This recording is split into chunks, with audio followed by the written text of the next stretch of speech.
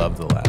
I really am impressed with what you guys have done here, and I like the vibe is so positive. You know, when I walked in this morning and the other day, it's like upbeat music on, people are smiling, you know, getting their ass kicked, there's sweat, but it's also it's the way you guys built it out. It's like very open. And like, I don't know, it's just a calming place to walk into. It's like a positive place to walk into. You know you're going to work hard, but I'm stoked with what you guys did, because I remember where you guys were when you started. And that was also actually really nice. When was that? Because I was one of the first, in the first tribe of people that tried this, right? Yeah, the first official testing crew you were in with some of the Stone Glacier guys, and we had like Ted Wells and Corey Pearsall, and that Sposito was in it. Sposito, yeah, Lyle, yeah. Pete. That was pretty hilarious because that was preseason prep 1.0 testing. It was either 16 or 17, 2016 or 17. Okay, that makes sense. I just remember I had never experienced anything like that. You know, my workouts to that point had been like, I did obviously a lot of running, a lot of hiking, some weights, but nothing that really pushed the boundaries like what I experienced on those days that I came in there. And I just remember leaving being like, I haven't done shit. Can I cuss on this podcast? Yeah. Okay. I haven't done shit. I have not pushed myself far enough. Yeah. Right. I remember like literally almost puking. It was so hard. Class. Yeah. And then I look around at guys like you and I go, gosh, I guess these guys are working way harder than I do, because maybe I'm just doing easy stuff. And I was. Now I know that. And then still, even to this day, I mean, that was a long time ago. I still have to, I'm still slowly pushing myself out of those comfort zones. I mean, even today doing the workout with Sarah and your team, there was, like, I broke several times, and I've been working really hard the last 6 months on my health and stuff, but I still broke. Like, I have a long ways to go. Now I'm 42, so it's like, you know, I'm not 30 anymore, but you guys definitely, the cool thing a bit is, I think, is, you know, you have your entry level stuff and then your elite stuff, and you got stuff in between. And I like dabbling in all that stuff, because there's some days I only have 20 minutes and I just want to get my heart rate up and not let myself slide, being like, because I only have a limited amount of time, I could just pass it up. It's like, no, there's actually a 20-minute workout on the app, or, you know, I could distill the minimal gear daily down to 20 minutes if I wanted to. Like, I just skip the warm up and the cool down if I only have 20 minutes to get my heart rate up. I know that's not good for you, but you can do that. But just move. I like the the spectrum, I guess. That's what's cool about fitness, I think, is you can, no matter what level you're at, it always can feel hard and challenging, and it never gets easy. And you just start getting more work done in the same amount of time, but the feeling you get is kind of the same as those first few workouts. But I think the endorphins and the mind, like, body connection of just doing something physical every day is pretty phenomenal, even if you have like 5 or 10 minutes just knocking something out. And even just going for a walk, I've noticed, changes my mood, you know? Yeah. Bert Soren, when he was talking to some of the SIG guys earlier this year, I don't know if it came from a book or if it is his own philosophy, but there's this concept called the fortress theory. And as like a human, you have the ability and the option to build a fortress around your life. And you use the analogy of, like, you're building a fortress around your mind and body and spirit, yourself, and you're doing that by laying a brick wall around you. And so then it's really helpful, because you can think about every decision you make is, am I laying a brick or am I knocking a brick off my fortress? So it's like, I woke up and I had coffee, but then I drank 30 ounces of water, added some electrolytes to that to start my day. So I laid a brick. And then it's like, well, I stayed up too late. I should have got 8 hours of sleep, but I only got 5. So I knocked a brick off. But thinking about it in like those really simple terms is so helpful, because then you start thinking about, like, walking by that cake in the office, you're like, yeah, I walked by that 3 times because I'm just stacking bricks around my life. And I think you can do the same thing with physical fitness, where it's like it's Sunday afternoon and you haven't done anything physical yet. It's like, I'm going to go downstairs and knock out 50 pull-ups. And so, yeah, I just added a brick. But every time you add that brick, it's so much more than the physical, because like the pull-up example on a Sunday afternoon, like if you're at home struggling with energy and engagement with your kids, if you go downstairs and knock out like 50 pull-ups, like your whole afternoon is different. You're like a whole different father than if you wouldn't have done that. So the physical and mind connection is so wild. It's really crazy. I mean, I heard someone say, our body is our mind, and our mind is our body. There's no real distinction between the two other than the labels we put on. I mean, they're connected, right? Yeah. I notice it so much because I've always struggled with anxiety. Yeah. And I heard Rogan say one time that if he gets his full workout in, he's not a real anxious person, but if he gets his full workout in, he almost feels zero anxiety. But like, it's just like, there's nothing that could touch me right now. I feel great, right? I notice the same thing. Like I live in Oregon, so it's rainy and gray, and I work alone often. So sometimes I struggle a little bit, like, God, I just kind of feel bleh. But if I push myself to like do something hard, whether that's physically or mentally, it could just be completing that work project that's been sitting on my list for a month. That's really hard. Like there's some days, I've been doing this lately for my mind, I will choose a day in the week where I only work on things I've been putting off. Yeah. I can't work on anything sexy. Nothing I want to do really. Like last week, I like worked on taxes and like admin stuff, paperwork, the things I absolutely hate. And I did it. And when you get done doing it, you remember when you used to get your homework done in high school? I didn't do homework a lot, but when I did do it, you feel like, oh, you're fired up. Yeah. Yeah. That wasn't that bad, right? Yeah. It's like a hump that your mind makes to be bigger than it actually is, so that those days where I pick those hard things, whether that's physically or mentally, I feel like grounded, and I am a better person to my family. I'm not as irritable. I sleep better at night. I feel like I've accomplished something. Jocko Willink on a clip I saw yesterday said, every day you start at 0. It doesn't matter how far you ran yesterday, what work you got done, what company you sold. Every day you start back at 0. And he's always like really black and white, right? Like it's probably not always true. Like your past accomplishments do mean something, but the point is taken, meaning that every day we have to reset and do hard things and get over that artificial hump and conquer your inner bitch, whatever you want to call it. Yeah. Whether that's the work project you've been procrastinating, or that business that you want to start, or the hard conversation that you've been wanting to have with a coworker or your spouse, whatever it is that you're fearing and you're procrastinating about, the workout. Cold plunge. By the way, if you guys, for those that are watching video right now, you can see Dustin physically trembling right now.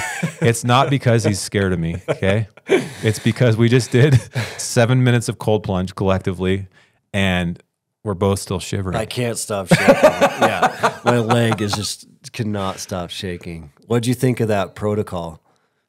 Well, I have nothing to compare it to, because that was the first time I've ever done an official cold plunge. I've dove in cold lakes and stuff. It was really hard, right?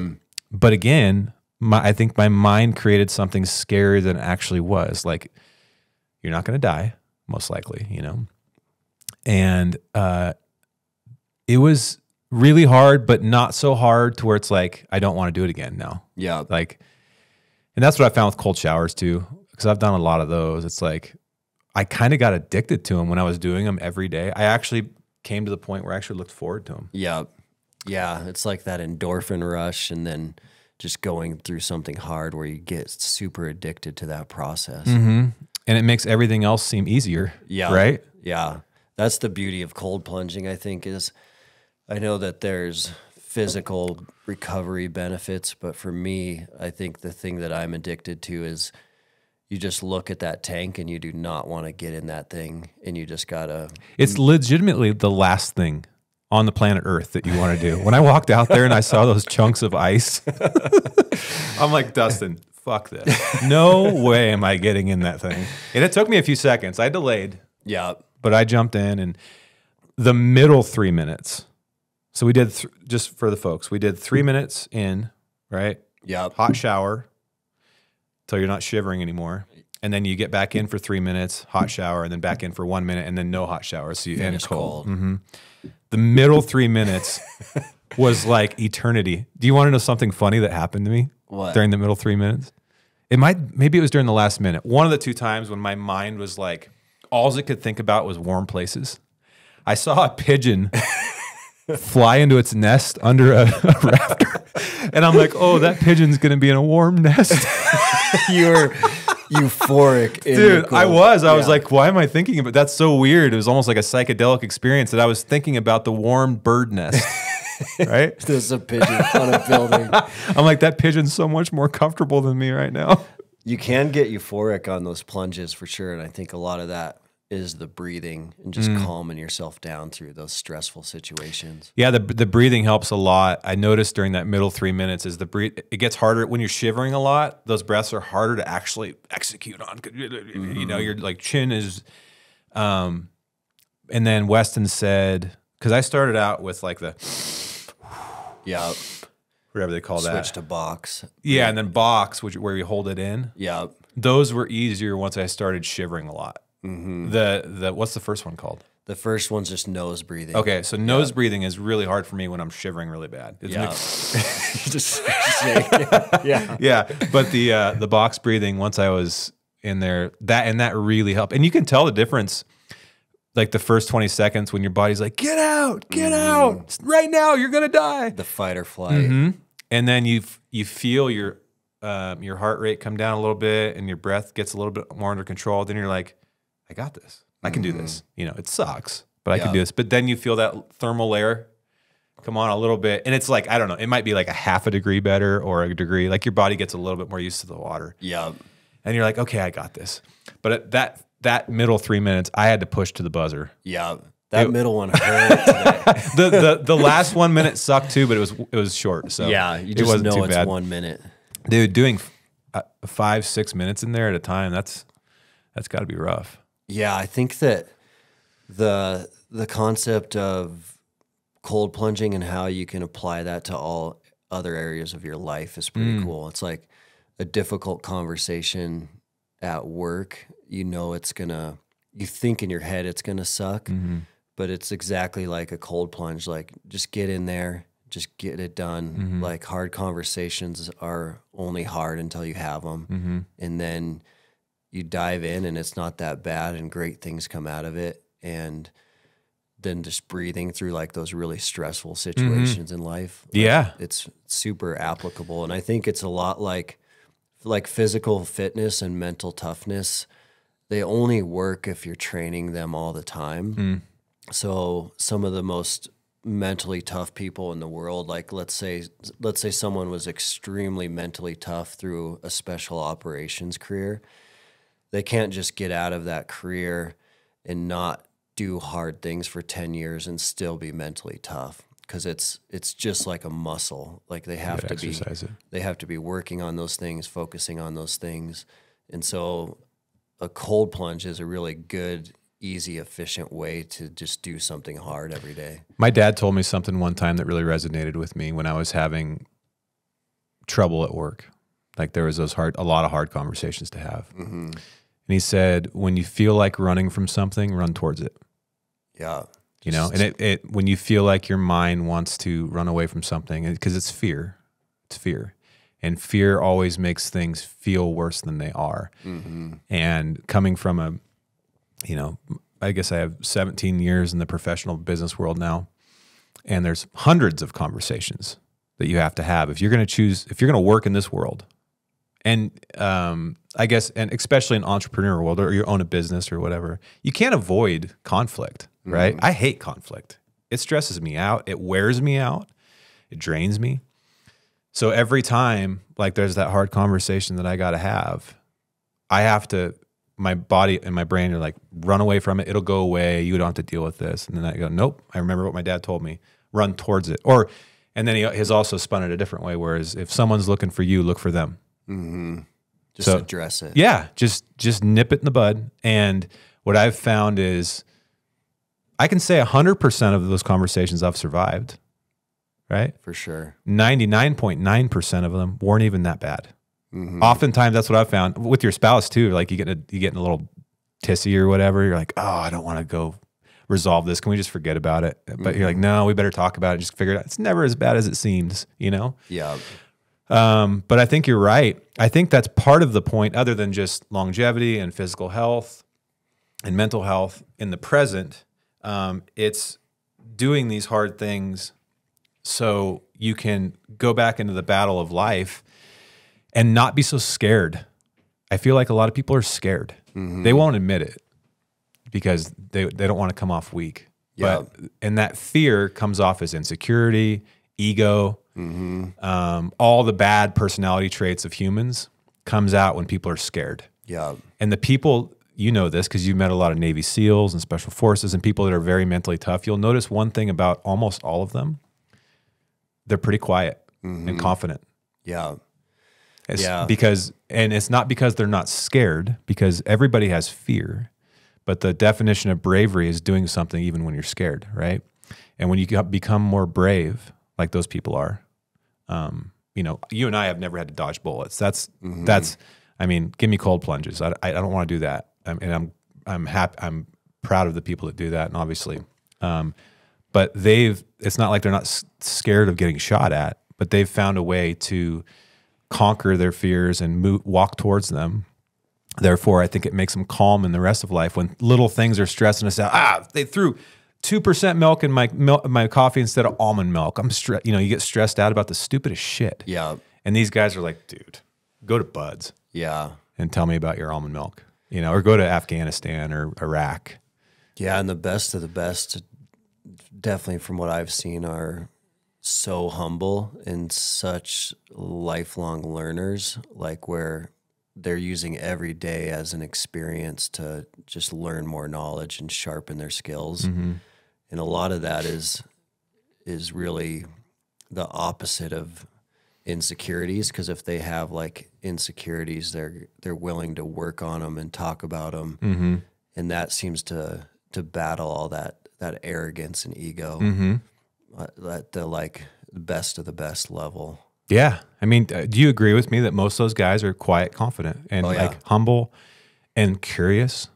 Curiosity is one of those traits that, to me, that's a great sign of integrity, because that means that you're not like if you listen to Joe Rogan's podcast, for example, like one of the most curious human beings on the planet, but also one of the most successful podcasters and interviewers ever, right? He has every right to have an ego or to not be curious about anything. He's talked to the most interesting people in the world multiple times. Super curious. But every time you're like, dude, he is so curious. And that's a good sign. That means he doesn't think he knows everything. In fact, he's like, I don't know shit. I'm an idiot, right? And I think people that are confident and that have conquered fears over and over and over again and aren't driven by that have those traits. Yeah. Yeah, and there's definitely a trait of like, there's no failure. Everything is just a chance to learn. But they're going to test and try everything and learn from as many people as possible. Yes. Which is awesome. Yeah. Opening your arms to failure takes a lot of, I don't know, like many things, confidence, but that's a common trait too. It's like being totally okay. My wife and I talk about this all the time because she was raised in a household where you don't talk about things. You don't ever show weakness. You can't show weakness, right?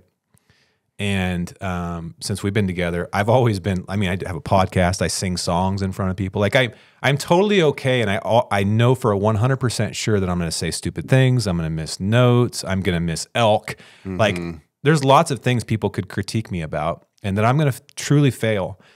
But I also have the confidence and the belief in myself that that's okay. I'm totally okay with that. In fact, I like it. Yeah. I like coming and learning new things and being open and not, dude, I'm a white belt in jiu-jitsu. I get choked out 2-3 times a week, multiple times, seconds from death, you know? And I like that, but I think that takes a mind shift, because if you're one of those people that just really has to be the alpha in the room and know everything, you're always the one that thinks they're the best hunter or whatever. To me, that screams that you're scared shitless and that you're insecure. And it might be something you want to explore if you want to get better. Maybe there's a lot of people that don't.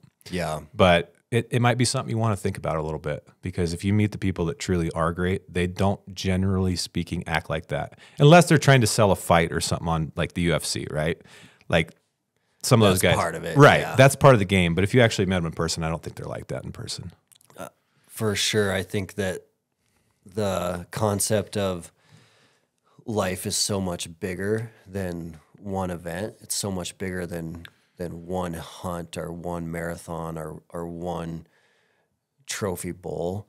It's like the people that have battled a lot of those selfish ambitions and pride and realize that life's this huge journey, and it's going to be a lot more than about hunting, and it's going to be a lot more than just this one thing I did one time. I think the people that have wrapped their minds around that, they seem to be a lot happier, a lot more secure, and willing to learn and try new things, and not putting their identity behind one sport or one activity. Their identity's much deeper than that. Their identity's rooted in like who they are as a father or who they are as a husband. It's not rooted in, like how last hunting season went last fall, which that one's pretty empty. That's a tough one, because, and I've gone through this, right? See a lot of people that just base their whole life on the score of the last bull they killed or the last buck they killed, and they walk around with their photo albums and they're like, yeah, mine was 371. What was yours? And that's cool. It's a good high. We all like shooting the big animal, right?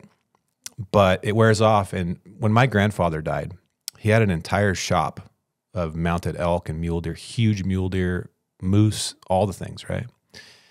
And one of the things that I noticed when he passed away, he was 90-something, incredible steelhead fisherman, he had trophies all over his wall, remarkable outdoorsman.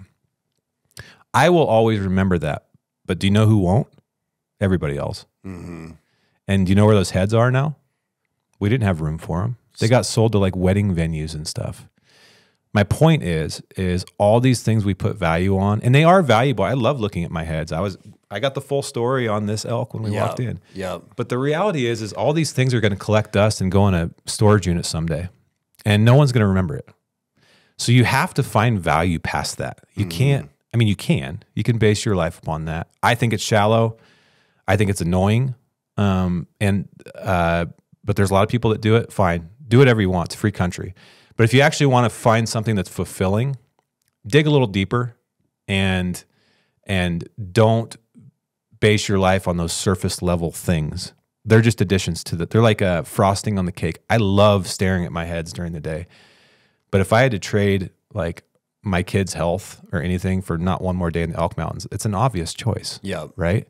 So all of these things are just they're a blessing to be able to do. But man, another example is like ladder climbing in corporate America, or basing your whole identity on where you work. So temporary. Yeah, it is. I hit a huge wall when I left SITKA Gear, because I was there 11 years. I was there from the beginning to 5 years ago, and because of how much time and energy it took to build that brand, and there was just a few of us that did it.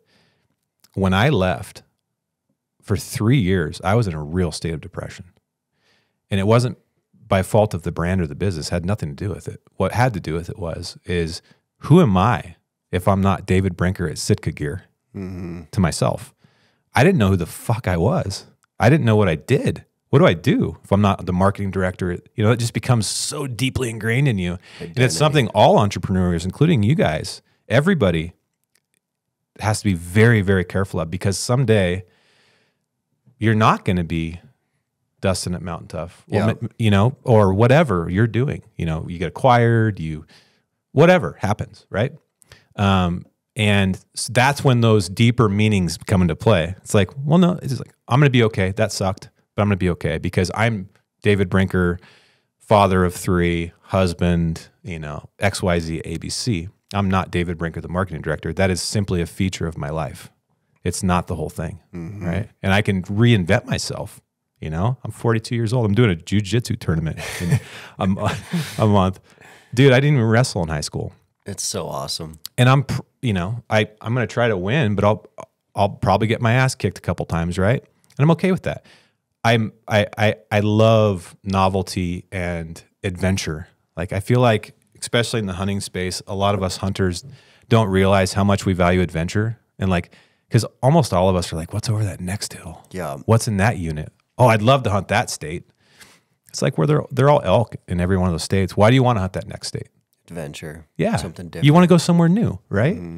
And so if we just take that same mentality and apply it to our life, adventure literally means something new.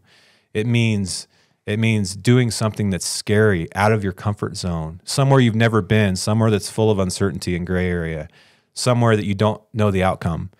That's adventure. So if you find yourself always like, nope, this is what I do with my life, A, B, C, X, Y, Z from 8 to 5, that's fine. But just remember that in an instant that can change, and you're going to have to figure out who you are at a deeper level, right?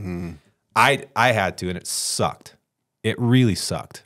And you've been pretty vocal about depression and your experience with it, and helping other guys talk about it and be open about it and get through it. Did depression for you manifest through that SITKA experience, or did you see signs of it earlier on in your childhood? And then what were some keys that helped you get out of it or manage it? Okay, so childhood, teen years were I was a train wreck. I was probably drunk 4 or 5 times a week starting at 15 years old. I started chewing tobacco when I was 14. Like every rural kid, you know, like in the weekends, we'd drive on the mountains, start a bonfire, and start drinking Coors Lights until 4 in the morning. And we do that 3, 4, 5 nights a week, right? And that, by nature of that, I didn't have great relationships. I struggled in school. Obviously, now looking back, God, what a physical health train wreck, right? So I did feel a lot of depression. I had suicidal thoughts. I remember writing letters, like suicide letters. And anxiety, though, predates that. I've always had an edge. I've always felt anxiety. And I think I got it from my mom. My mom's the same way. It's like general anxiety disorder. It's just this, you basically always have a state of like an edge on you where something's going to go wrong. Yeah. Most of the time, totally irrational fears. Anyways, fast forward to leaving SITKA, which was one of the greatest experiences of my life. And a tremendous blessing, especially looking back on how much I trashed my mind and my body. And I got a 1.8 in high school. Crazy. All of a sudden, I'm working for a world-class brand. I'm like one of the top dogs, doing all these things, traveling the world. And I got really high on that. And when I left, it was like 747 headed straight to the ground. Crash. Yep. And no, it was not, and it wasn't because of SITKA. Sure, there was problems at SITKA when I was there, and I was ready to leave, but it wasn't that. It was that identity issue. And so what happened was I went through about 3 years of pretty heavy depression, suicidal thoughts, extreme anxiety to the point where I was getting rashes and crazy. I even at one point before I left SITKA, went through alopecia, which is where I lost my entire beard. It looked like I had leprosy. Just like a rash. No. Like your hair falls out in like little spots. I had dots all over. Stress and anxiety. Wow. And so to address the second part of your question, what did I do about it? Well, the first thing I had to do, part of it, a lot of the depression post SITKA was situational depression is what it's called. It's like, it's there for a reason. When you completely uproot your life, you're going to feel down. It's hard. Plus, if you think about, like, I had a fairly secure job at a world-class company, right? Living in one of the best places on earth, Bozeman, Montana. I made the decision to start something totally new and move back to Oregon with my family. So I'm uprooting my kids and my wife again, moving back to Oregon, leaving a world-class brand to start something that's not even only uncertain. It's like, it's nothing. It's a zero. Right? Yeah, no income, nothing. And so And then when you add that on top of the identity crisis, I was probably drinking too much at the time because I was really stressed out. And just the emotion, like you're breaking up with a wife, like something that you love. Like I still, when I look at the SITKA logo, love it. You know, I'm proud of what we did. But I also know I have nothing to do with it anymore. And that's weird. It's almost like an ex-wife or something. You know what I mean? Yeah. That's like you see them with, I've never experienced this and I hope I never do, but like you see them with a different husband and you're like, God, that used to be my wife, you know, that's weird. Yeah. But that all paired together was a real train crash for me. And what I did was, well, I have to work the situation, right? I got to figure out, who am I? What am I going to do? You know, what's the next steps on the professional side, but also on the health side. So I had to get on medication. I got on 5 grams of Lexapro a day, which took the edge off the anxiety to allow me to make rational decisions. Because if you can't make rational decisions, you're going to make a lot of bad ones. If your whole life is driven by high levels of anxiety and fear, you're going to make the best decision for the short term and totally clip yourself at the wrong in the long term. Yeah, you got to calm down a little bit. It's almost like getting your breath in the ice bath. After 20 seconds, that's when you should make decisions, not the first 20 seconds. Yeah. Right? And then, so once I did that, then it was like, okay, I need to get my professional life in order, which took several years, right? I didn't get a paycheck after I left SITKA for like 14 months. And luckily we were able to save prior to do it, but it was a huge leap of faith, incredibly stressful. But the depression for me, Dustin, was more situational. I don't struggle a lot from depression. I do get seasonal. I feel down in the wintertime because it's raining all the time. Yeah. The anxiety is this thing that I have to tame that bitch every day. Yeah. And it's really just a few things. Number one, cutting alcohol. The most powerful thing I've done for my anxiety. Anybody that has anxiety out there, which is a lot of people that don't talk about it. A lot. Yeah. Cutting alcohol. And it's not the alcohol, because alcohol is actually a good self-medication tool. Right? It's a downer. It's a temporary tool to feel good. And that was, I'd have a couple of drinks at night. The problem with alcohol isn't the actual alcohol, although it isn't healthy for you and all those other things. It's that it ruins your sleep. And when you're sleep deprived and you have anxiety, it makes it 10 times worse. So when I cut out alcohol, I sleep better. And when I sleep better, I feel less anxiety. So step one, medication helps, but I'm getting off it this year because I don't want to be putting chemicals in my body the rest of my life because I don't feel like I need it. But I'm doing that with a doctor and in a plan. Number 3 was getting a hold of my physical body, right? And meaning I was really out of shape, beer gut, you know, hunting season I'm in shape, but then the rest of the year I'd go to shit, right?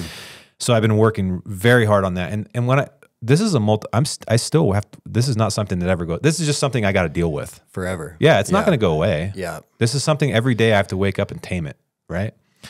The second biggest thing, though, honestly, was getting my relationships in order. I had to cut people out of my life that were toxic and not reciprocating. I had to focus my friend group down to just a few people, like close friends. Went to couples counseling for my marriage. Got that together. Made sure that I was being a better dad. When you have your shit together with your community, you feel better. You know? Like exercise is great. All these other things are great. But if your home life sucks, you're fucked. Yeah. It's really like, I don't care how big how your 6-pack looks and that's a big cold plunges on TikTok. Yeah. If your marriage is in shambles or your kids won't talk to you, that sucks. That really sucks. And that, like, talk about depression, man. As a father, you're failing. And honestly, I was failing in many regards. For a lot of years, I was gone. I missed a lot of my kids' childhoods. So I've been trying to sew that up a little bit, you know, and that's helped a lot. I feel like I'm a better man, like in total, but it's a constant project. Like some days you wake up, you're like, fuck. Oh yeah. All this work and I still feel like a piece of shit, right? Yeah. But in total, I would say, so that was 5 years ago. In total, and there's lots of other things that I've done, right? But those are the major things, right? So now a little bit more financial security. I know professionally where I'm going. I'm excited. I have purpose when I wake up professionally. Like I work on Peaks equipment, you know that. And when I was driving to our office yesterday, I had a smile on my face the whole time. You're just fired up. Yeah. I really like what I'm doing. It doesn't mean I like it every day. I love the podcast. I like all the things I'm doing. I feel like I have a professional purpose. My community is pretty tight. I'm happy with it. We're close to the grandparents. I get to see I work with my dad every day. That makes me happy. My physical health has never been better. My mental health has never been better. Haven't had a drink. I'm proud of myself. So it's a project. It's a construction project. And some days the walls fall over and some days they don't. But there's not one solution to it. And if you have anxiety like I do, which is like I don't know if it's genetic or what, my doctor said, this is not something that goes away. You just have to figure out a way to cope with it. So for the rest of your life. Yeah. And that's just a different lens at looking at something, right? Like so I've just figured, but I will say 5 years later, most days, 85 to 90% reduction in anxiety. My bad days, my low days that I have once or twice a month, probably, let's call it like a 40% reduction. It's still a lot better than it was. And I get through it. I have tools to get through it. Taking walks, getting out of the office. Oftentimes it's caused from overworking because I like working. So I'm sitting focused on. Yeah, I don't sit in front of a screen for 10 hours, you know. How has your wife handled this whole experience, just being by your side through this whole process? Well, there's only one day where she locked up the guns. So she's incredibly, I mean, she's really the only reason that I did any of the things to get better, because she was one that called it out. You know, she pulled me aside. She's like, you need to go see it. Something's got to change. Yeah, this is hard enough situation. I need you with me, right? Uprooting the family. So she was the leader in the whole thing, and she constantly is pushing me and coaching me, and she's the first person I talk to when I'm having a low. And so she's been incredibly supportive. That was the one thing I didn't mention. I did mention community and family and all that, but for those of us that are lucky to be married to somebody that we have a healthy relationship with, I just can't imagine going through life without that. I just don't know how I would cope with that. You know, we're best friends. I take care of her on her lows and she takes care of me. And then we're like a team. And it's like, so if you're going through something hard, like even if it's not a spouse, having that friend that's like, I feel like these days we all have like artificial friends and then we have real friends, right? Someone that you can call with the gloves off. And there's not a lot, especially men don't have a lot of that. You know, I have men-wise, I probably have one or two. Circle gets small. Yeah. But my circle's way bigger than that when it comes to just more, just normal everyday. Hey, what's up, dude? You wuss, what the hell are you doing? You know, getting the cold plunge. But it's like, if I have like a real problem, there's just a few, and I think that's pretty normal. I read something today. It's like, if you have 2 or 3 good friends that you can do that with, you're winning. Yeah, I agree. Yeah, you need a couple where you can take the gloves off, be super transparent, call each other out on what's going on, just be real and honest with. At the highest level, the thing that's helped me the most, and I think the thing that should really resonate with your audience the most, is I've spent my life recreationally. My number one priority is hunting. My entire life since I was in diapers. Basically, all I think about outside of work and family is that. And so, and all the lessons and tools that I've learned from all the freaking miserable struggle failure fests that I've had my entire life, and we all have, 99% of hunting is failure. Yep. Has given me the tools and the strength to get through just about whatever. Because I don't have a high IQ. I couldn't have gone to Harvard. I got a 1.8. But I know that I'm going to get out of the truck door every morning on my elk hunt, and I'm going to walk forward. And I think legitimately every time I get out of the truck, I'm going to kill a bull. Even though I know the chances are 99% no. Right? Yep. And then when that third of a second comes that I do, the whole trip's a success. And that's how I look at life. That's why I really try to look at life the same way. And all these struggles they're part of the trip. Your tent blows over, fall in cold water. There's no elk in your basin. Like, this is just all part of the adventure. So, you're learning. Leave Sitka, get depression, move. This is just part of the adventure, man. I'm still going to find that elk. Every day when I wake up, my dad always says, you're always one phone call away from the best deal of your life. Yeah. Every second that you live, elk hunting, same thing, right? Your whole trip's a miserable failure. You walk over one ridge, kill the biggest bull of your life. One foot in front of the other. Yep. Open the truck door, get out and start hiking. Don't sit by the heater. And you've had a pretty cool experience talking about this and being open and transparent about this, with learning that there's a lot of guys struggling with the same thing, and there's a lot more men dealing with anxiety and depression and reaching out to you and looking for advice. And how has that been, just seeing that this is a major problem that needs to be talked about? A couple times it's been really scary. I've had 2 or 3 times where people called me where they're about ready to pull the trigger, or messaged me, excuse me. Wild. How do you deal with that? Yeah. Like, I don't know I'm not a trained professional. Like, I don't know how to do that. Twice it was someone that was actually going to do it. And then once it was a girlfriend that found their boyfriend on the floor with a gun. Wild. Yeah. And so that was scary. And basically what I told them is like, look, I'm here to, like, if you need someone to talk to me, but you need to talk to a professional. Like there's hotlines for this stuff. I'm not trained for this. I need, let's get you on the phone with a professional right now. But a majority of the time it's mostly men that reach out to me and they say, hey, I don't want to say anything publicly. And by the way, some of these are celebrities in our industry. Yeah.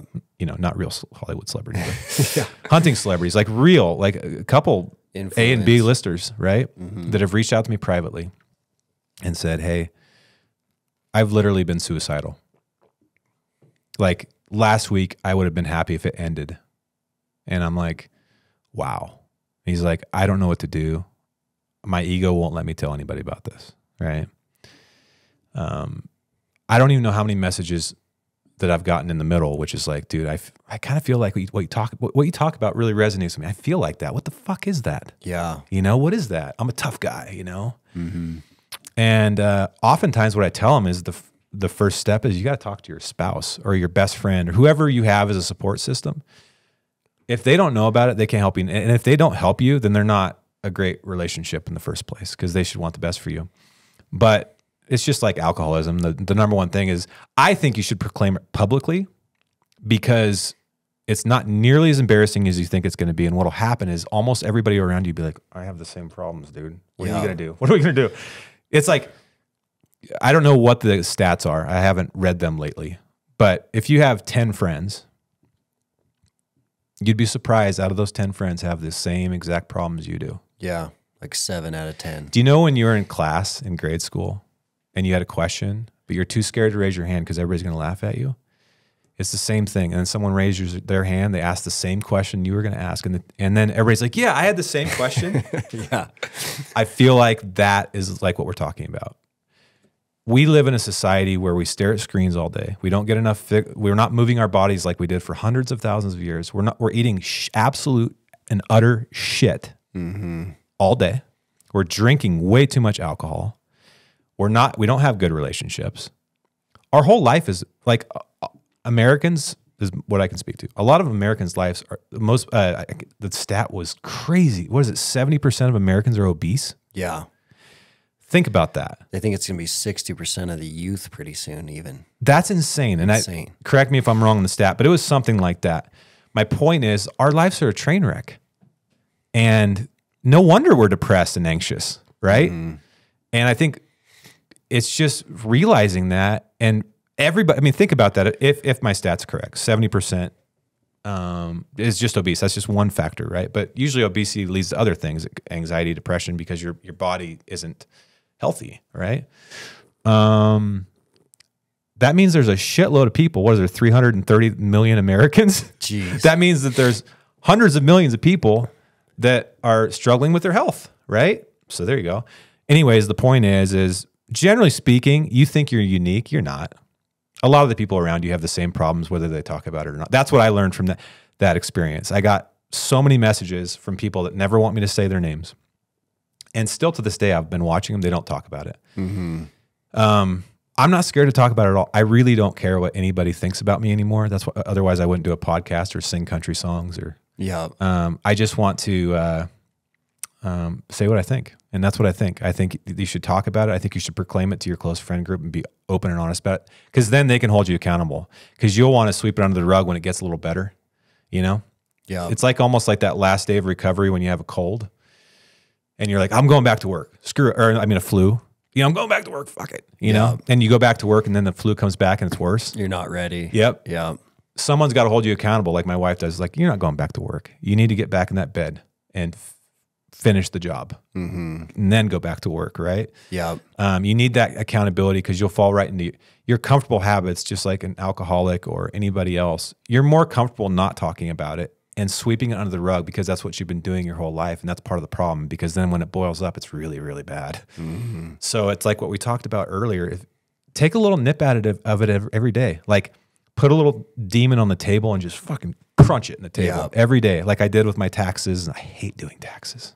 God. Taxes suck. But it's like one example of like today I'm doing stuff that's challenging for me. So when these demons come up, like the real ones that are actually matter, it's like, no, you bitch. Like today I'm being positive today. I'm getting my workout in today. I'm doing whatever. You know, I'm going elk hunting. Learning how to fight those little battles and take little nips at it every day is much better than sweeping it all under the rug and then having to fight the whole war in one moment. That's when you get suicidal. Is when it's so overwhelming you feel like there's no way out. There's nothing else you can do. And that's really, really scary. Yeah. I've been there. It's not fun. And you look back on it and you realize it's like, fuck, I'm so glad I didn't do that because I would have missed so many things, and it's not worth it. It's not worth, there's nothing that bad. There's nothing that bad. Look at the people with gray hair around you that are 70, 80, 90, and look at them and realize that their life was most likely harder than yours, statistically speaking. And what did they do? They survived. All the stuff. They're going to be okay. Yes. We have one of the best lives in the history of humanity.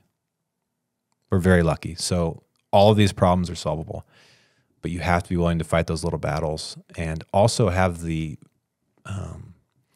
minimize your ego. Like get rid of that thing as much as you can. We all have one. It's like a constant fight. It's like a constant boxing match between your ego and just realize everybody's going through a bunch of shit. And even these perfect Instagram people all around in your life, they have these perfect lives with their dog and their perfect house, and they're making all this money, and they have the filters on. Their life's a train wreck just like yours, most likely.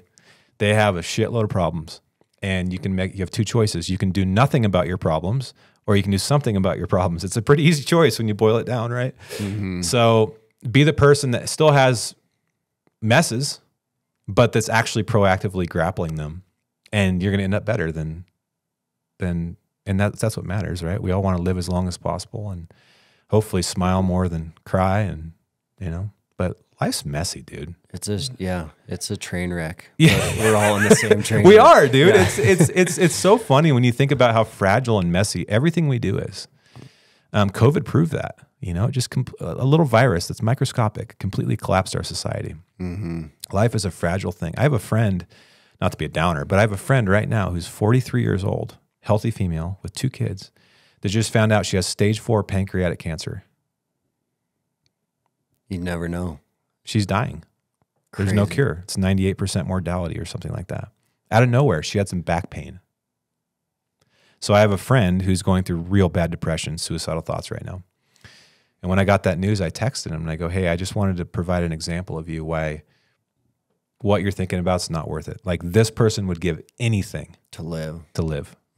She's going to have probably 6, who knows, hopefully a couple years or several years, or maybe she'll get through it. I hope she does. I'm staying in a positive mindset, but she has limited time with her kids, so we are blessed to breathe. We're blessed to be miserable in that ice bath. The perspective, right? Some people got to bathe in shit like that. Right. So just keeping perspective helps a lot. Right. Yeah, it's wild.